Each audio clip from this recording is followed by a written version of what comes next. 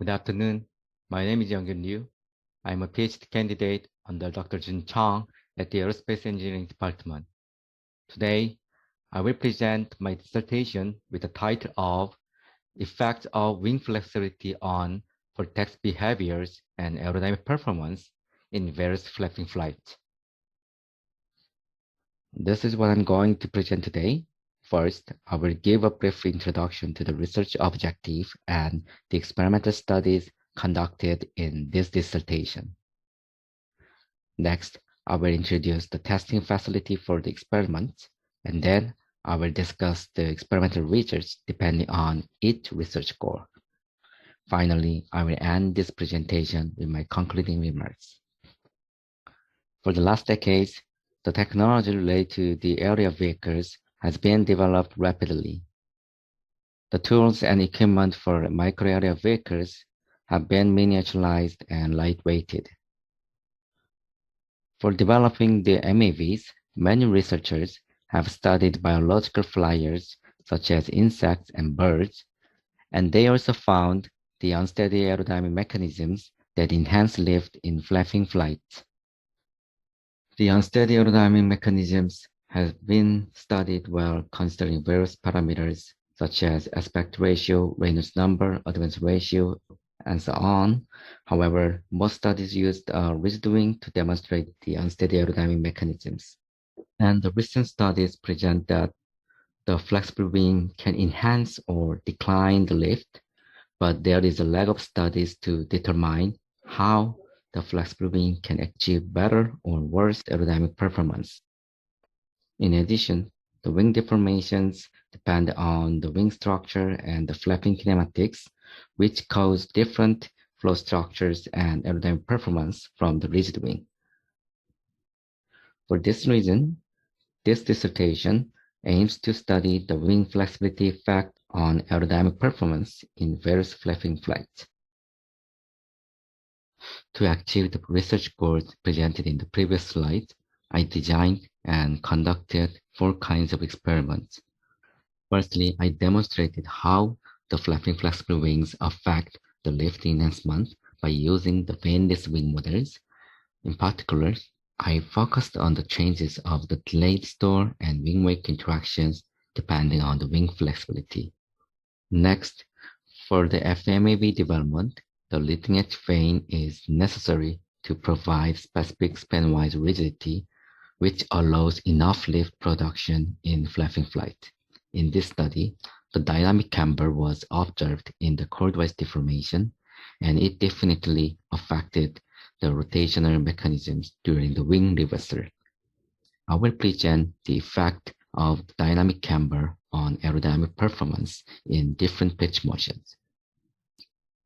Lastly, the wingtip shape was considered in further study.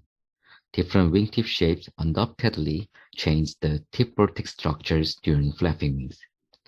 The flexible wings also affected the tip vortex structures because of the wing deformation. So I will show the comparative study of 2 different flexible wings on aerodynamic performance. These studies will provide fundamental knowledge about the flapping flight with flexible wings and the design constellation to develop the flapping wing MAVs. For the present experiment, I used a 2 degree of freedom flapping robo model in a 3-ton water tank. The wing models were mounted to the flapping robo model, and the 6-axis sensors measured time-varying forces and moment during flapping the wings. Then, to obtain the flow structures on the flapping wings, the DPIV system captures the sequence images at various cross-sections in chordwise and span-wise directions respectively. Through the post-processing of the captured images, I could obtain the flow vector fields to observe the vortex behaviors. And as I mentioned previously, flexible wings have the wing deformations, which cause the delays in the flapping motion. The deformed wings also generated different tip vortex structures depending on the wing flexibility. Therefore, the wingtip movement is important to explain the effects of the wing deformations on the vortex behaviors. Thus, I developed the wingtip tracking system that extracts the green light from the images captured in darkroom. Lastly, in this dissertation, I used two kinds of wing shapes, Arcmos-like and rectangular shapes. These wing models had various wing thicknesses for the flexibility distributions.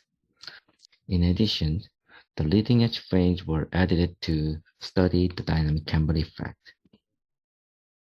From now, I will discuss my experimental results. Firstly, I will present how a flexible wing in a sinusoidal flapping motion can produce more lift than a rigid wing.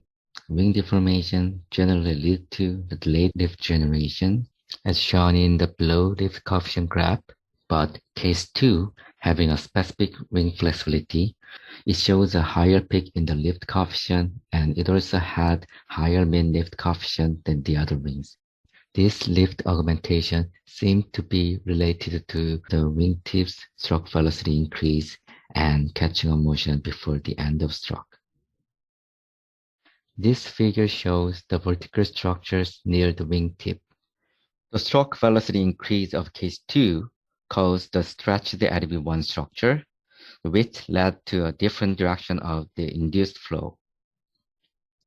Thus, case 2 had the attached LV1 structure at the end of stroke. After the stroke reversal, the LV1 attachment delayed its dispersal toward the trailing edge, unlike in case 1. So the portion of the LV1 flowed over the leading edge, which induced the downward flux over the new LV2 generation. As a result, case 2 could obtain the larger area of the LV attachment on the wing surface, resulting in more lift generation. Like the previous study in the hovering motion, case 2 had the attached LV1 before the end of stroke, as presented in the right DPIV result. However, a different catching-up point was found in this study. The previous study had the catching-up point right before the end of the stroke, while the present study had the catching-up point near the mid-stroke. This implied the possibility of the other reason for the LV attachment near the wingtip. In addition, case 2 had a higher initial peak in the lift coefficient, and this increase indicates the improved effect of the wing-wake interaction. The below DPIV results describe well the wing-wake interaction. Wing-wake interaction leads to the initial lift augmentation from the induced flow by the wake, which was generated in the preceding stroke. During the wing reversal, the vortex behaviors were different between cases 1 and 2. Case 2 had a delay in the vortex generation along with the bending deformations, and thus the LV1 was formed above the stroke plane rather than in case 1. This difference not only influenced the wing-wake interactions, but also helped the new LV2 to be attached near the wingtip. As a result, the induced flow of case 2 moved toward the wing surface more, thereby producing a greater lift. In addition, after obtaining the lift augmentation from the wing-wake interaction, the delayed LV2 generation led to the continuous lift enhancement until the wing stopped increasing the stroke velocity. As shown in the flow structures near the wingtip, the attached LV1 after the stroke reversal was found in case 2. Like the previous study, because of this LV1 structure, case 2 had a relatively stable LV2 structure, while case 1 had a shedding LV2 structure. Thus, case 2 produced more lift than case 1 in the stroke motion. In addition, these LV attachments were occurred regardless of the catching of motion. In other words, after the stroke reversal, the appropriate deformations and the slow wingtip motion leads to the LV attachment near the wingtip. In addition to the flexibility effect of the vaneless wing models, a new experiment using the leading edge vane wings was conducted. Because of the leading edge vanes, the thinner wings could be used for this experiment. The below graph shows 3 different pitch motions conducted in this experiment, and the below sketch shows the dynamic camber. As shown in the below sketch, the dynamic camber was changed depending on the pitch motion, and as the wing flexibility increased, the negative camber became larger. As shown in the below lift coefficient graphs, this dynamic camber affected the initial lift augmentation, which is related to the wing-wake interaction effect. Case 2 had the higher initial peak in all pitch motions, reflecting the improved effect of the wing-wake interaction. However, the flexible wings generally had negative camber in the stroke motion, resulting in poor lift production. Nevertheless, I found that case 2 had a better lift power ratio than case 1 because as the wing flexibility increased, the mechanical power requirement decreased. As shown in the flow structures, the upstroke TV2 became varied depending on the pitching period.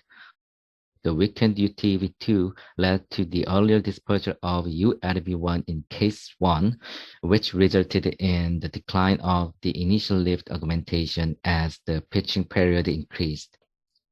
On the other hand, in case 2, the negative camber delayed the ULV1 dispersion, and thus the positions of the ULV1 and UTV2 became closer. As a result, case 2 had a relatively stronger and more rapid induced flow toward the wing surface, which caused a higher initial lift increase than case 1. In a further study with near-wake structures, the tip vortex structures and behaviors were varied depending on the wing flexibility. As the wing flexibility increased, the tip vortex became weakened and separated, causing the weakened downward flux on the wing surface. So the downstroke LV1 near the wingtip was shedding in cases 2 and 4, leading to less lift generation than in case 1. The results so far suggested the importance of the TV structures on LV attachment and corresponding lift production in flapping flexible wings. So from now on, the comparative study of curved and non-curved wing will be discussed. Both flexible wings had similar wing flexibility, but they had different wingtip motions, especially during wing reversal. These different wingtip shapes and motions definitely affected the tip vortex and leading edge vortex generation. As shown in the wingtip tracking data, the flexible Hawkmoth-like wing had an earlier increase of the stroke velocity, leading to the highest peak. The aerodynamic coefficient graph shows that a flexible Hawkmoth-like wing had a higher initial lift augmentation than a flexible rectangular wing. In addition, the below table shows the aerodynamic data for each wing model. In the Hawkmoth-like model, the lift increment from rigid to flexible wings was about 5 times larger than in the rectangular model. As a result, the Hawkmoth-like model had a larger increase of lift-drag ratio from rigid to flexible wings, as well as a much greater lift power ratio than the rectangular model.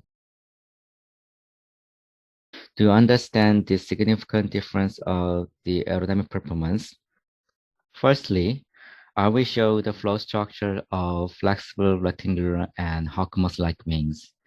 They had different leading edge vortex generations. The Hawkmoth-like wing had an earlier increase of stroke velocity, which caused no delay in the LV1 generation, unlike the rectangular wing. For this reason, the flexible Hawkmoth-like wing had a wider LV1 region on the wing surface than the flexible rectangular wing, thereby augmenting a greater initial lift. Furthermore, in the near-wake structures, the rectangular wing had a non-curved and wide wingtip cross-section, which developed a minor vortex between tip vortex and leading edge vortex traces. This minor vortex caused the weakened downward flux on the wing surface. On the other hand, the Hawkmoth-like wing had a curved and sharp wingtip cross-section, and thus it did not develop the minor vortex. In addition, the flexible Hawkmoth-like wing presented the dispersion of the vortices between root vortex and tip vortex. This dispersion allowed more downward flux in the inward region of the wing. This difference in the downward flux from tip vortex affected the LV generation. In here, the sectional circulation and flow structures reflected the downward flux effect on the leading edge vortex attachment. The flexible rectangular wing had the enlarged and strengthened root vortex and tip vortex. This vortex led to the fewer circulations near both ends of the wing. The fewer circulations represented the lifting LV1 in the flow structures, but they did not significantly affect the lift enhancement because both end regions of the wings were involved in root vortex and tip vortex rather than the leading edge vortex. On the other hand, the flexible Hawkmoth-like wing showed an increased circulation near the inboard section of the wing, which caused the strengthened leading edge vortex and the more downward flow near the wingtip.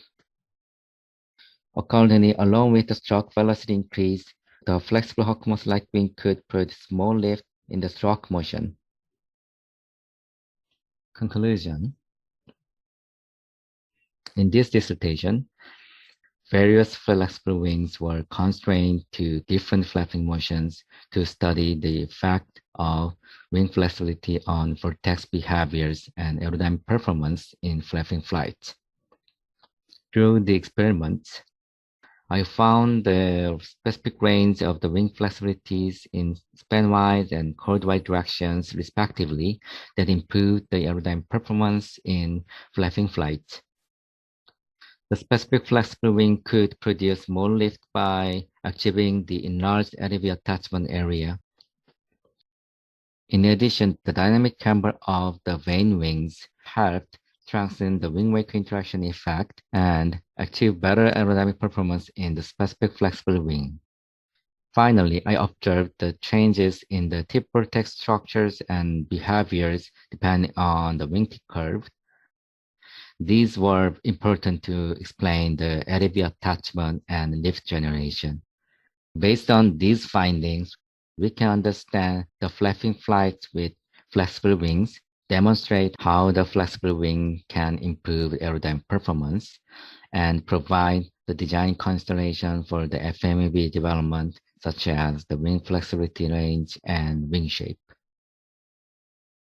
This is the end of my presentation, and I thank you for listening.